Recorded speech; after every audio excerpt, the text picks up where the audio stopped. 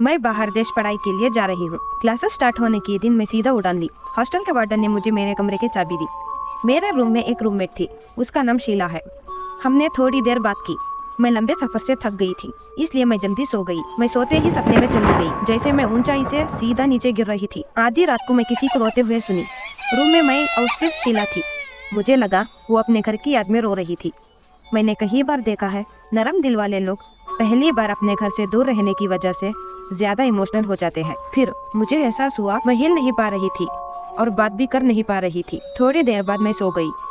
सुबह उठकर मैंने देखा कि शीला घबराई हुई थी और मेरी तरफ देख रही थी, जैसे कि उसने कुछ डरावना देख लिया हो। मैंने पूछा, रात में क्या हुआ था? उसने डरते हुए बताया, उसने रात को एक काला लंबा साया देखा था जो मुझे सोते हुए देख रहा था। लेकिन मुझे ये सुनकर यकीन नहीं हो रहा था। फिर मुझे उसने एक वीडियो दिखाई, उसमें सच में एक काला साया था जो मेरे सोते समय मेरे ऊपर चढ़ा हुआ था।